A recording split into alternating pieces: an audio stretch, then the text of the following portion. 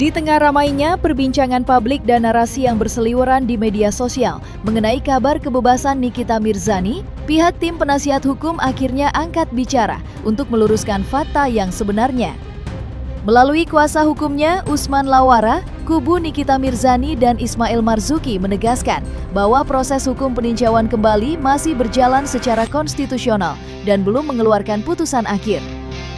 Alih-alih bersandar pada rumor, tim hukum justru fokus mematangkan langkah permohonan PK dengan membongkar sejumlah kekeliruan dalam putusan sebelumnya. Mulai dari penerapan pasal hingga rencana menghadirkan saksi ahli kompeten. Lantas, bagaimana sebenarnya update terkini dari proses hukum tersebut? Berikut adalah 5 fakta terbaru perkembangan permohonan peninjauan kembali Nikita Mirzani dan Ismail Marzuki.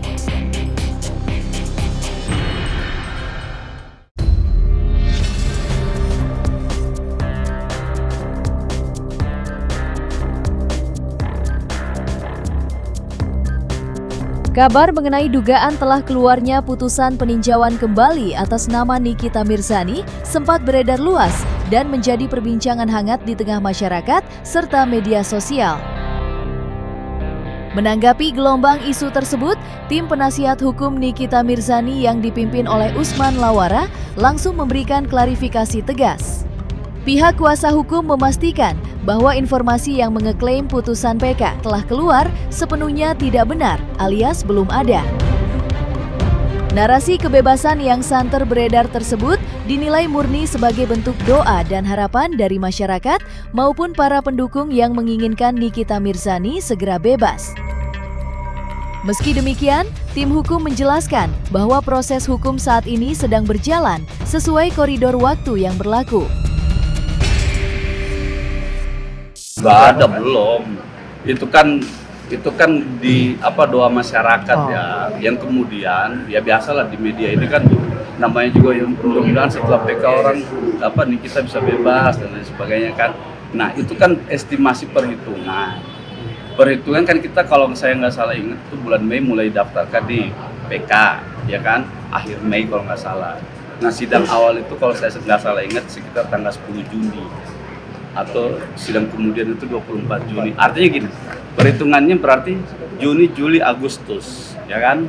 3 bulan dalam jangka waktu yang cukup lama, 3 bulan pengajuan PK bisa diputus karena di undang-undangnya atau peraturan Mahkamah Agung itu seingat saya maksimal 250 hari, tapi tidak dibatasi jangka minimalnya berapa lama. Jadi bisa sebulan, bisa 2 bulan, bisa 3 bulan.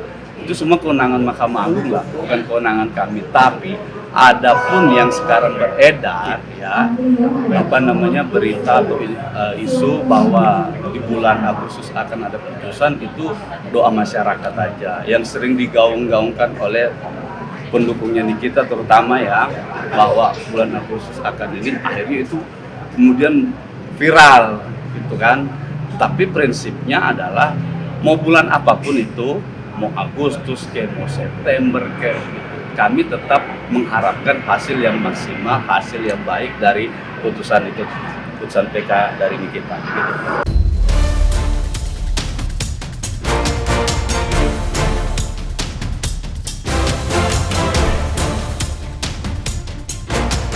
Proses hukum peninjauan kembali yang diajukan oleh kubu Nikita Mirzani dan Ismail Marzuki kini telah memasuki babak baru. Berdasarkan informasi resmi dari pihak pengadilan, seluruh berkas perkara telah dikirimkan dan berpindah tangan ke Mahkamah Agung untuk segera diperiksa oleh Majelis Hakim Agung. Secara regulasi, batas waktu maksimal pemeriksaan kasasi dan PK di tingkat Mahkamah Agung adalah 250 hari. Dengan berkas yang kini sudah berada di meja Hakim Agung, pihak kuasa hukum berharap putusan yang adil dan objektif dapat segera menghadirkan kebenaran bagi para pemohon. Kelanjutan sidang itu informasi dari pengadilan sudah dikirim berkasnya ke Mahkamah Agung. Kan nanti yang periksa adalah Hakim-Hakim Agung. Hakim Agung ini kan kita meyakini bahwa hakim-hakim di Mahkamah Agung ini adalah orang yang benar-benar berintegritas tinggi, gitu kan. Nah, sehingga dia bisa menilai atau melihat persoalan ini secara utuh, bukan dari segi yang parsial gitu. Nah, karena apa? Kita menyampaikan perihal terkait dengan kehilafan hakim itu dengan jelas, tegas, dan terang di persidangan di kita waktu itu. Nah, kehilafannya misalnya soal penilaian unsur pencucian uang gitu, bahwa orang melakukan pencucian uang itu tidak seperti itu.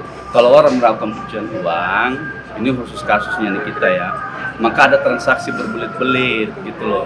Nah, itu dari karakteristik dari tindak pidana pencucian uang. Nah, sementara ini kita itu melakukan transaksi dalam perkara ini kita itu dia tegak lurus, berjalan lurus antara Reza Gladys ke perusahaan.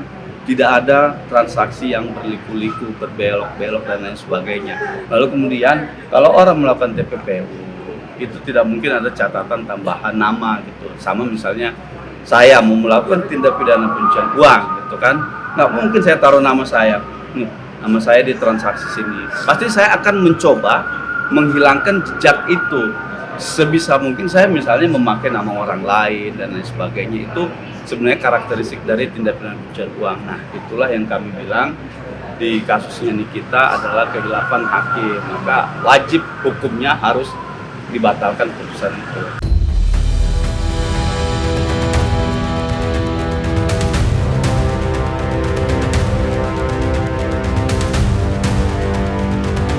Upaya hukum luar biasa melalui peninjauan kembali yang ditempuh oleh kubu Nikita Mirzani dan Ismail Marzuki terus bergulir dengan argumen hukum yang tajam. Melalui tim penasihat hukumnya, pemohon secara resmi mendasarkan permohonan PK pada adanya sejumlah kekhilafan dan kekeliruan nyata yang dilakukan oleh majelis hakim pada putusan sebelumnya. Dalam memori PK yang diajukan, terdapat 4 poin pokok krusial yang disoroti secara mendalam.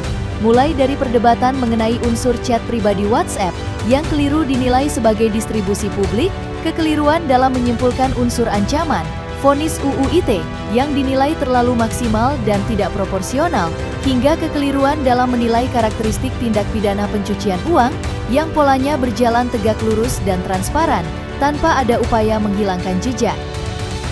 4 poin ini disiapkan secara matang oleh tim kuasa hukum untuk meyakinkan Majelis Hakim Agung bahwa putusan terdahulu putut dan wajib untuk dibatalkan demi menghadirkan keadilan yang seadil-adilnya. Saya nggak bisa menjelaskan detail ya. Pointer pentingnya juga. Pointernya itu ada sekitar 4 atau 5 poin yang kami ajukan terkait dengan materi yang ada dalam PK ini. Pertama, soal penerapan unsur tindak pidana berkenaan dengan mendistribusikan dan atau mentransmisikan. Jadi ada kekhilafan hakim yang menurut penilaian kami bahwa hakim itu keliru menerapkan unsur mendistribusikan atau menerapkan unsur mentransmisikan. Soal yang kedua itu adalah berkaitan dengan unsur ancaman. Ya, ancaman pencemaran atau ancaman akan membuka rahasia. Padahal kita nggak tahu sendiri sampai hari ini, saya katakan berkali-kali, sampai hari ini kita nggak tahu rahasia apa yang akan terbongkar kalau Nikita speak up masalah kedekatannya dengan Waria Tublas. Nah, itu yang menurut kami sebagai materi juga dalam permohonan PK-nya Mail. Nah, yang ketiga atau yang bisa kita simpulkan terakhir itu soal pemidanaan ITE. Pemidanaan terhadap pasal ITE ini terhadap Mail yang 4 tahun itu penjatuhannya maksimal. Nah, kami dalam permohonan PK itu mengkritik atau mengatakan bahwa hakim itu hilaf karena menjatuhkan pidana terhadap pasal ITE itu terlalu maksimal. Ancaman pencemaran atau ancaman akan membuka rahasia. Teman-teman media tahulah rahasia apa yang kira-kira terbongkar kalau Nikita speak up. Ada nggak sampai hari ini terbongkar di persidangan? Nggak ada gitu. Tapi kenapa hakim kemudian tiba-tiba jumping konklusi tadi yang saya bilang, menyimpulkan bahwa narasi itu adalah narasi yang sifatnya adalah ancaman akan membuka rahasia gitu.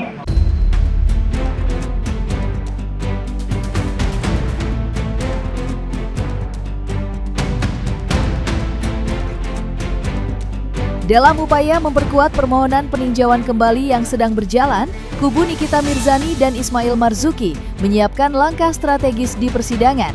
Tim penasihat hukum memastikan akan menghadirkan saksi ahli kompeten untuk membedah tuntas berbagai kekeliruan dalam penerapan pasal yang didakwakan. Kehadiran sang ahli dinilai krusial karena telah mempelajari seluruh dokumen perkara, mulai dari putusan pengadilan tingkat pertama, banding, hingga tingkat kasasi. Kami mau menghadirkan ahli.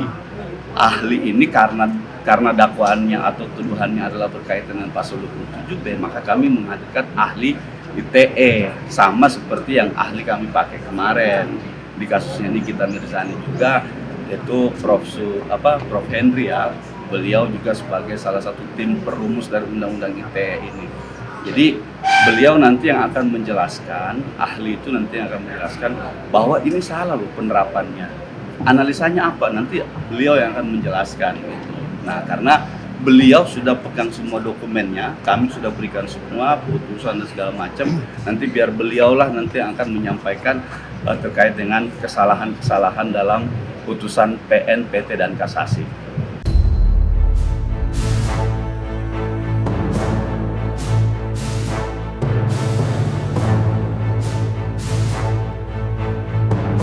Di tengah proses hukum yang masih bergulir di Mahkamah Agung, tim penasihat hukum Nikita Mirzani dan Ismail Marzuki tetap memancarkan optimisme yang tinggi. Pihak kuasa hukum menyatakan keyakinan penuh bahwa permohonan peninjauan kembali yang mereka ajukan akan dikabulkan demi menegakkan kebenaran yang seadil-adilnya. Dengan seluruh memori PK, argumen yuridis, serta rencana pembuktian yang telah disiapkan secara matang, kubu Nikita Mirzani berharap keadilan pada akhirnya dapat berpihak kepada para pemohon dan memulihkan nama baik mereka. Insya Allah kami masih yakin besar ya terkait permasalahan ini. Kenapa? Karena penerapan pasalnya yang salah. Faktanya jadi gini, PK itu salah satu yang bisa diajukan untuk menjadi PK adalah kehilafan atau kekeliruan. Oke? Terlepas itu biar orang berpandangan mesti harus pakai novum. Itu adalah kalau ada novum, kalau kita temukan novum gitu. Tapi hukum mengatur selain hilaf, selain novum ada kehilafan, ada pertentangan putusan. Sekarang di KUHP baru ditambahkan satu, ketika misalnya putusan itu didapati ternyata ada dugaan ada terbukti ya, ini terbukti sudah berdasarkan putusan pengadilan ada suatu menyuap di dalamnya, maka itu menjadi salah satu alasan tambahan di dalam pengajuan PK. Nah, kami mengajukan alasan khilaf ini karena apa? Faktanya dakwaan apa, ya faktanya apa, terus kemudian putusannya apa? Ini tidak sinkron. Tiga aspek ini tidak sinkron, baik itu dari dakwaan atau tuntutan yang di tingkat pertama, kemudian hakim PN, hakim PT mempertimbangkan faktanya berbeda dengan yang terungkap di persidangan, lalu oleh Mahkamah Agung membenarkan semua kesalahan ini. Nah, ini yang kami koreksi, bahwa kami mengatakan, Pak Hakim, Bu Hakim ya yang terhormat di Mahkamah Agung, ini putusan salah, hilaf. Kenapa? Hukumnya adalah pasal 27B, ini didakwa pasal 27B, Mail. Kemudian dituntut dengan pasal itu juga dinyatakan terbukti, tapi faktanya bukan seperti itu. Faktanya itu adalah penilaian terhadap sebuah produk. Produk apa? Produk yang sudah beberapa kali kami sampaikan itu adalah glowing booster cell. Pasti kita pengen berikan ekspresi mengedepankan estetika disampaikan. jelas tadi mendengarkan.